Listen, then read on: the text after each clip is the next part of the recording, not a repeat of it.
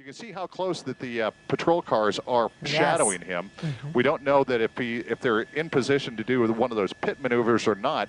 He hasn't gone fast enough usually for the officers to initiate that pit maneuver. Usually they reserve that for guys that are going really fast and who are real dangerous to society. But going around in circles now, we're going to try and get some of these small streets as they become available. We understand that one of the units right nearby, perhaps the one directly behind him, is a K-9 unit. They requested that one especially for him, just in case he jumped out and ran. Now, it appears that he's going around somewhat in circles here and going rather slowly. It appears that, is often the case, some of these people who are being pursued try and get to a familiar area, jump out and try and make a run for it. Maybe that's what he has in mind. Again, this was stolen out of industry not far away, so perhaps this is where it all started, that saying the car being stolen. But again, the Orange County Police Department, the Orange County Sheriffs, were the first ones that spotted him down in Orange County. He's back on Wedgwood. Apparently, this is a street that he's been on before, so again, he's circling the area, perhaps, as we said before, looking for a place to stop and run. He's not going very fast, as you can see here. He's slowing down very quickly. Looks like he's, okay, left turn into a very small street here. Going quite slowly now. We've heard speeds of up to 50 miles an hour on surface streets, but right turn again. We're going to try and get this street here in just a moment. But going very, very slowly here, perhaps looking for a place either to jump out and run or a place simply to give up. Now again, back, right turn, only going about 20 miles an hour. As we pull out just a little bit, you can see the half dozen patrol cars that are directly behind him. Likewise, they also have two helicopters overhead. The CHP had one for a while. The sheriffs now have one, and Orange County still has one of their helicopters overhead.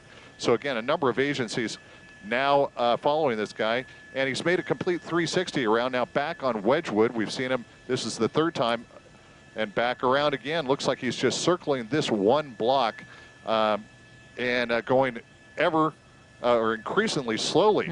Again, there's another shot of all the police officers that have come around here, and now looks like he's going to make that another right turn again. Just a complete merry-go-round of flashing lights and sirens as this car is pursued through the surface streets in Hacienda Heights. Now it's a left turn here. He didn't go back around that one way. Going back uphill, this is putting him back southbound. Again, we're going to get these streets as we hear them call them out. Still going very slowly, about 20 miles an hour. As he comes up to some of these stop signs just like this, he simply rolls through them, takes a look either direction, and either goes straight on through, or as you saw just a moment ago, he made that left turn. We understand this is Pepperbrook, again coming to a stop sign, and another left turn back south, make that northbound. Only about 20 miles an hour. So again, a stolen car out of the city of Industry has taken this police pursuit through two counties now, Orange County and Los Angeles County. A number of agencies, as we said before, are in the pursuit. Now, of course, the officers, once they get them stopped, they're going to do that. Okay, we understand we've got a spike strip right there. Spike strip, and it looks like he ran over it as they pulled it out of the way of the officers that were coming along. Now, here it looks like he's coming to a stop, but usually the spike strips take a little while longer for those tires to completely deflate. But he's coming to a stop here, and as you can see, all the officers pulling up alongside and behind him. Park Lawn is the name of the street, Park Lawn, and it appears that he's facing northbound. The dog there, you can see, is out of the vehicle. Out of the vehicle, we said before that the officers had requested a K-9 unit to be in the primary portion of the pursuit. Doors are opening now. Looks like this person may have given up simply after driving over the spike strip, perhaps knowing that the whole thing was completely lost. Once he did that, he wasn't going to be running much longer, decided to give up right there. Again, he's gone around in circles here, stopping on Park Lawn, and looks like he's given up.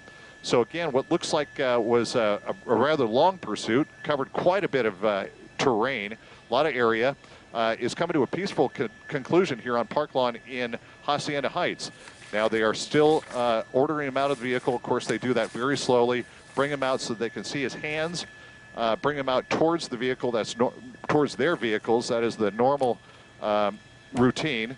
Looks like he's out on the ground, stretched out. The officers, hold on a second. Yeah, I'm having a tough time here seeing it. Still standing there, turning around.